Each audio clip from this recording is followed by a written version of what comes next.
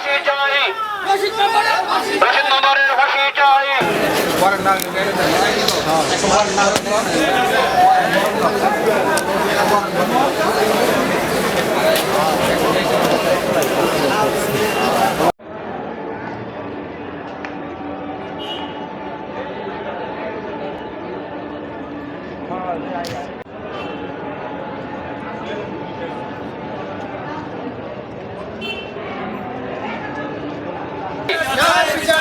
বক্তব্য বিশ্ববিদ্যালয়ের অফিসে হামলা কেন? প্রশাসন বিচার চাই।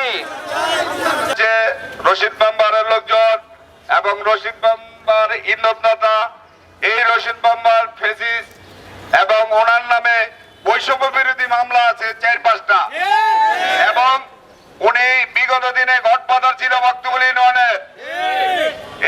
একজন মেম্বার হয়ে কিভাবে উনি ভারপ্রাপ্ত চেয়ারম্যান হয়? ওনাকে এতদিন অ্যারেস্ট করা হয় নাই। এখন নতুন এসপি এসেছে, বিভিন্ন এসপি এবং কিছু কিছু বিএনপির কর্মকর্তা ওনার ছত্রছায়ায় টাকা খেয়ে ওনাকে অ্যারেস্ট করার বন্ধ রেখেছিল, এবং এই নতুন এসপি এসে ওনাকে অ্যারেস্ট করেছে, এবং ওনার অতিলম্বে আমরা ওনার বিচার চাই। এবং আমাদের বক্তব্য অফিস যে ভাঙচুর করেছে এটা সুস্থ তদন্ত করে ওনার নামে এই মামলার সুষ্ঠু তদন্ত হোক। এবং এই রশিদ মেম্বার বিগত দিনে বহুত কুকাম করেছে এবং ছাত্র হত্যা করেছে।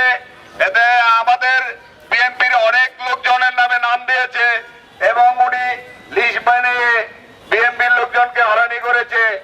এই রশিদ মেম্বার বিগত দিনে আওয়ামী লীগের ছত্রছায়ায় ছিল, এবং ইদারিং আমাদের কিছু বিএনপির নেতা কর্মী আছে, তাদের সাথে থেকে উনি বলে যে আমি বিএনপি করেছি।